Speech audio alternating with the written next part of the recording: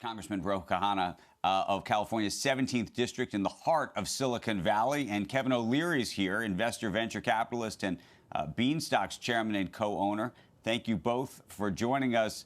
Congressman, I'm curious how you think about Robinhood and just the entire sort of meme stock phenomenon, and whether you think regulators should or should not be stepping in.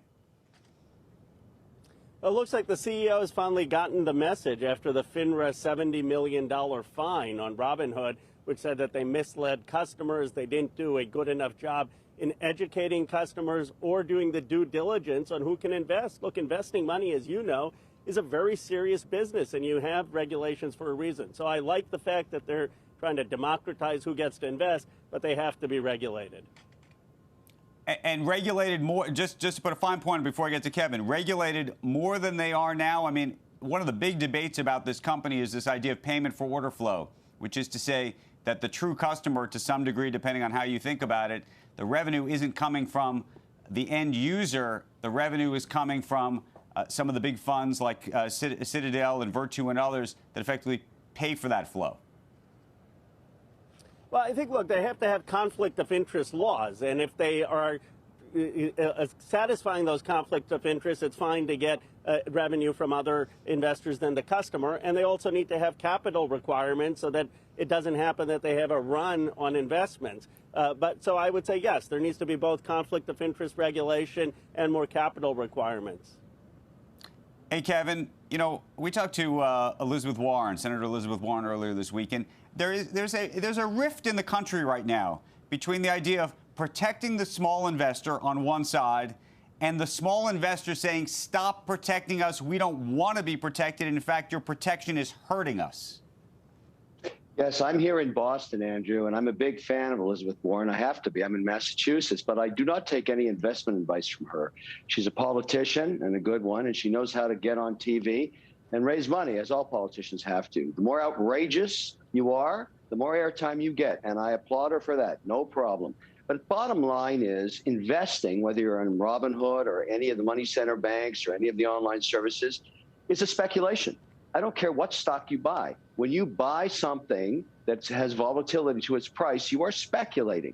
And whether you're 18 or whether you're 80, you are going to play the markets for what they've given you for the last 100+ years, a 7 to 8% return in aggregate.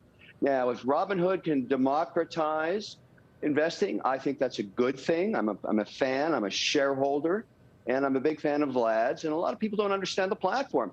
You know, one thing you can't do on Robinhood is short stocks. I mean, he is trying to protect investors and learn and teach them how to invest. The bottom line here, I see nothing wrong. And by the way, in terms of fining, you know, FINRA regulations and SEC and regulators, every single money center bank has been fined in past years. Sometimes they break the rules, and that's why we have regulations, and I'm all for it. But at the end of the day, 20 million accounts say it all. Robinhood is here to stay.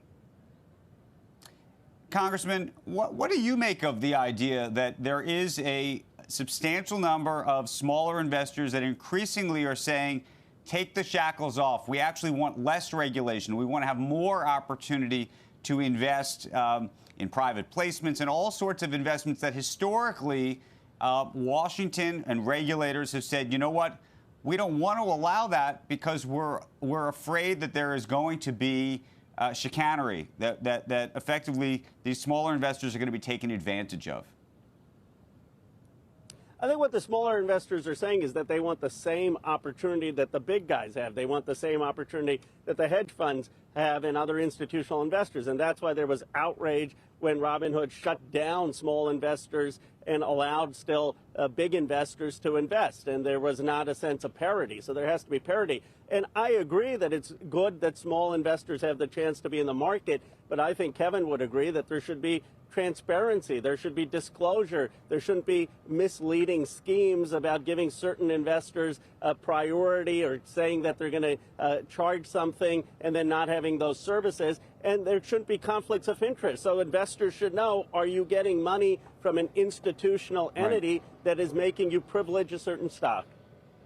But Congressman, part of the argument right now is that there is a view that, I hate to say it, that effectively regulators are saying that certain people if they don't have enough, if they don't reach a certain threshold in terms of what's in their bank account, that they're almost, I don't want to say, the argument is almost that they're not smart enough, that they're going to somehow be duped in a way that people with more money aren't. And I'm not saying that's what the argument is. Part of it is, the argument is that they just have more, that the people who have a lot more money, if they get swindled, they can afford to lose it. Look, this has been the law since the New Deal, that you have to be an accredited investor to make huge bets without having any protections. And the reason is we want to protect people. Look, if you're worth $50,000, $100,000, you don't want people to invest their entire savings or the entire money that they've saved for college or starting a business and lose it all in the stock market. So these rules are designed to protect investors, but it's not saying you can't invest. It's saying there have to be disclosure requirements. There has to be an educational requirement. And I think most people will say, yes, we should have that for our kids. I mean, do you want your kid out there on the internet investing all of this with no protection? I don't think that's what we want in this country. Hey, Kevin, you know, Joe used the phrase Robin hoodwinked when we were talking about this IPO, because a lot of retail investors might have gotten, at least on day one, hoodwinked in the sense that they paid more for the stock than it's worth today. How do you think that those investors should think about the IPO unto itself? The deal was soft, Andrew. I think you guys well documented it yesterday. The night before, if you talked to any desk, you knew it was soft. Not every IPO works, and it's, you know, we did not buy it on the IPO. We waited until it started trading, not because we're smarter than anybody else, but you just call around, there was plenty of stock available. There was a little funky elements to it. The green shoe was 10%, not 15. I don't like that. I don't like the fact that Goldman wasn't on the hook for support. There's a bunch of stuff in there I didn't like. On the other hand, the company's now public. 25% of new issues trade down, so it's just in that group. But I think it's off to a good start. And I would remind everybody that 100 million Americans do not have investment accounts. They have nothing set aside for the future. And that's because we as a society never educated them in that in high school way back in the 50s and 60s and 70s. Robinhood's part of that re-education. It's part of getting people to understand that investing is different than saving. You put your money in a savings account, you make nothing. In fact, you lose money now because of low interest rates and higher inflation lately. But, you know, Robinhood is trying to get people at an early age, in their early 20s, to put something aside. Yes, it's a stock trading platform, but if you start to look at the feature set, they're starting to embrace ETFs that I like. I like indexing because it's a little less risky and it's more diversified. But I keep saying it, 20 million people. That's 20% of the 100 million that didn't have an account 2 years ago. That's good. That's really good. Kevin, and so for all the criticism, so what?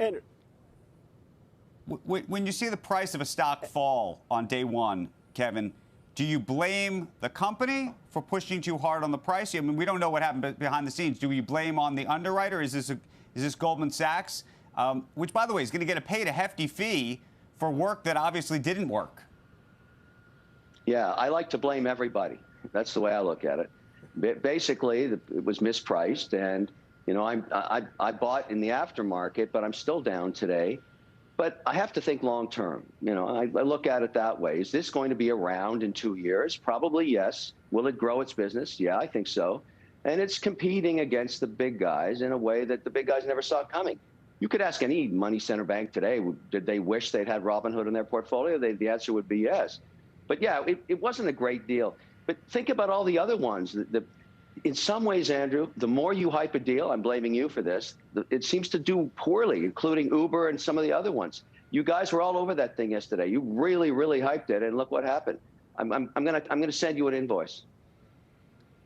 I hope to think that we didn't hype it. I actually think that we were asking some pretty tough questions and raising all of the issues that most of the investor class seems to have agreed with. In fact, because the stock did fall, we were raising the issues about the fact that the channel might have been stuffed, that they were struggling to finish syndicating that book. I'm just kidding.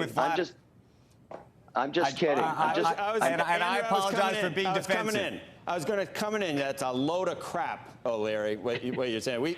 We talked about regulatory problems. We talked, and Andrew, we were talking about, you know, there is an issue. Today I said Goldman face meat egg. Come on. Don't say, people will listen to you. You got to be careful. Listen. Guys, it. the Andrew, truth is very few think you did a fine IPOs. job. What's that, Ro? Ro is nicer than you Andrew, are sometimes. I thought your coverage was fine. I don't think that's the issue. Kevin says 100 million people aren't in the stock market. The reason they're not in the stock market doesn't have to do with financial education. It's they don't have money. I mean, come on. We've got a country right now where people can't afford a payment if their car breaks down, if they have an unexpected medical expense, and you're saying that they're not in the stock market because they don't have enough financial education. I think the media has been very fair. I think CNBC has been fair. I think what Robinhood needs to learn, and the CEO seems to be learning it, is that they have to be more responsible to people who are spending all this time and putting real money and don't have a lot of it in investments. Everybody can afford to put 10% of their income aside. Everybody can do it. They just haven't been taught to. That's the problem. We got to leave the conversation there. I want to thank Kevin. I want to specifically thank the Congressman for his kind words. We hope to have both of you back, and we hope you have a great weekend, both of you.